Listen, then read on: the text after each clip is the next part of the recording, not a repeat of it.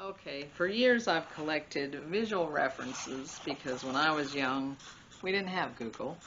You guys have Google.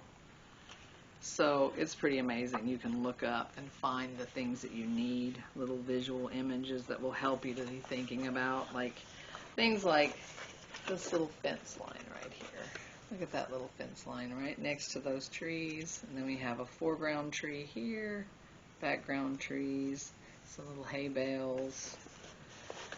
There's even a foreground pumpkin. This is the time of year for that kind of stuff. Little houses and places. You can look for these kind of things. You guys have access to so much. So something like this, or this little tiny house here, could be totally added into your artwork. Now, if you don't feel comfortable with drawing by looking, which I've always done the drawing by looking, but then I found a handy tool, which was tracing paper. And a lot of times people will say that that's cheating, but I don't think it is when you consider that it is actually, the more you draw, the more you trace, the more likely you are to memorize it. They use that a lot with when we were learning how to write. And so I'm going to show you what I would suggest you do if you're tracing. So I'm going to basically, I've already traced this little deer, and I'm going to trace this, what's this thing called? It is and I'm just making up some of these lines, I'm not real worried about it, sled. And because this is a winter scene, I'm going to try to maybe incorporate a sled into my picture. There's a track back here. That might be in the snow, so I don't know how much of this is going to show. So I basically trace that design. Not perfect, but it's okay. And then I have the little deer here. And there's even smaller one that you can do, so you can move it around. Okay. Now, I'm going to take a picture that I'm okay with. I was pretty happy with. And I'm going to transfer this deer into it. So I traced him like this, which means the graphite is on this side. If I actually want him to be going that way, I will have to actually add graphite to the opposite side. So you can do it as simple as just putting graphite over the design. Or, because I know there's graphite on this side, all I have to do is flip the little guy and put him in here. Somewhere right here maybe. That looks good to me. There's a couple of ways you can do it. You can go ahead and trace again, or you can use like the back of your fingernail and just press really, I'm just rubbing this down, fingernail down.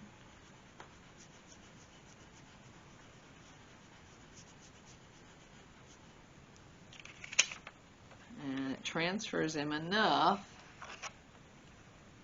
that it's not so dark on there that I can't erase it. I like that. And then I can look at my design again and go, okay, I want to fix his little horn here. I can see enough to go back in and put the detail in. But it's not so dark on here that I can't erase it if I go, yuck, I hate that spot. Don't put him there.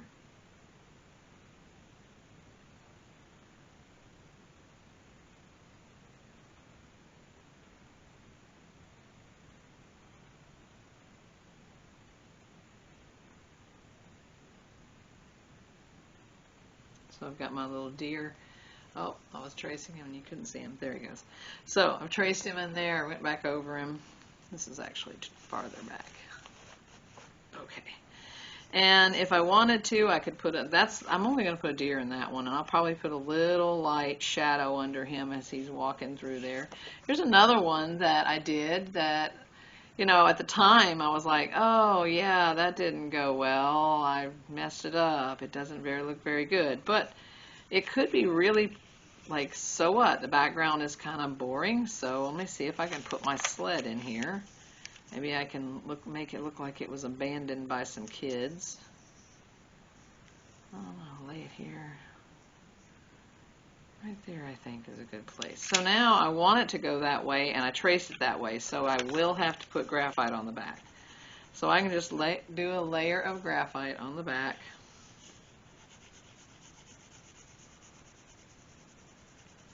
so I know that when I go to transfer that, it will transfer. Alright, so I'm going to set her down right here and just trace away.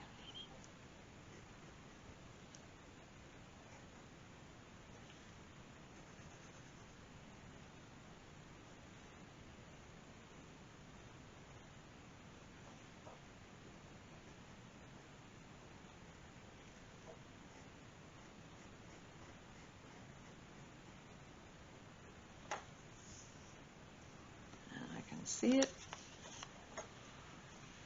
It's very light.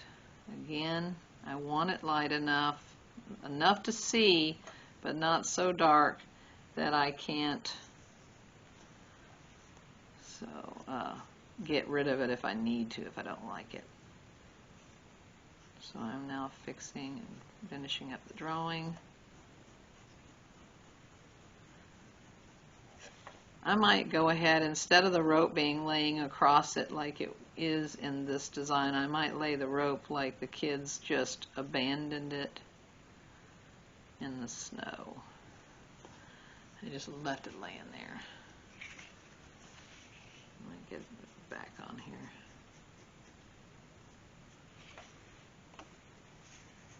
So there's my little sled.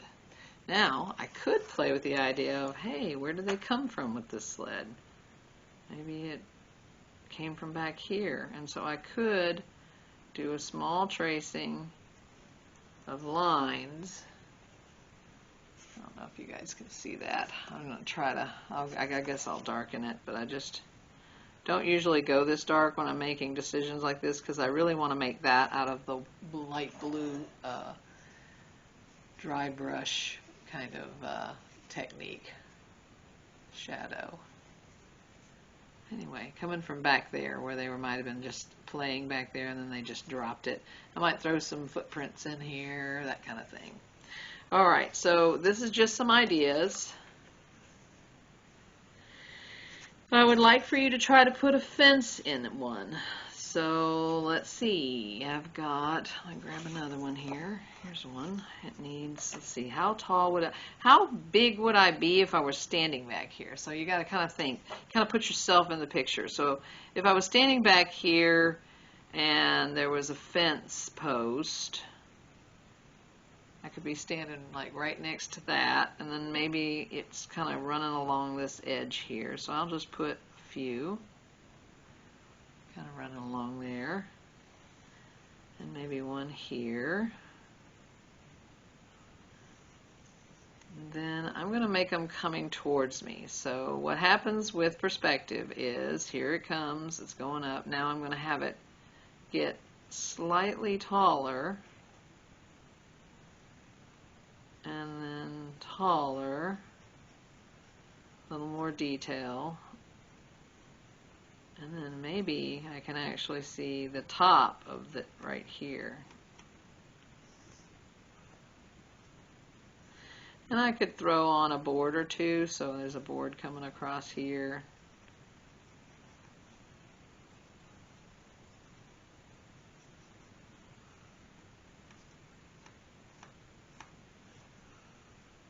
This fence has kind of had seen rough days.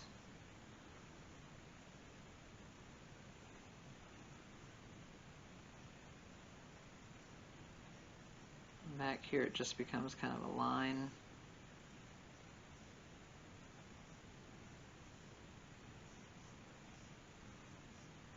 I usually like to sketch them in so I know exactly what I want before I go and paint it. It means I have more control. And then I can go in here and go, okay, well, maybe I don't like that, or maybe I want more there, or I don't know. So you have to decide. Also, it's going to need some shadows, so I'll be doing the dry brush right along here, creating like a little bit of a snow drift along the edge of that. And here, there is no like sunlight, no specific shadow. I can go any direction I want. I can throw the shadows this way, that way, or just have them right underneath and no long shadows at all. Because everything is pretty much, it's as though there's still a lot of light out there. All right. So in this one, I did paint this one the last time you guys saw it, and this is a bruised tree, and then I added the leaves. But what I did was I brought those trees down. I felt like they were really too chunky for that area, so what I did is I went ahead and I brought the trees down into the foreground.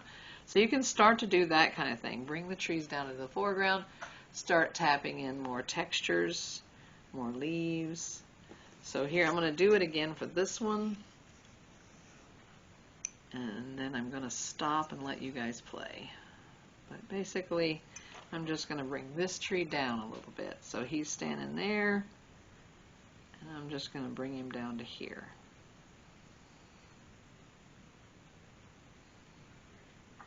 And you can use, what I do love is, because I'm a mixed media artist, I like to work with more than one media. So you could pick up a pen and play. If you don't feel comfortable with drawing all these little things with a paintbrush, you could possibly do it with a pen if you'd feel more comfortable.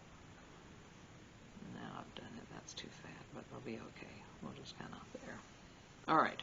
So I brought this tree down into the foreground. And of course, what you're going to do is get that shadow in. So dry brush it.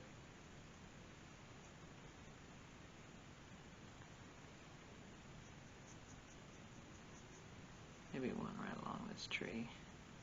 And that tree needs to be dealt with. I think that's all I'm going to do right there. That's a little blue for me. I usually like to dilute it a little bit, but you can see the detail is put in. And it brought the tree right down onto the foreground. So it creates another little level, another area. Have fun. Keep creating.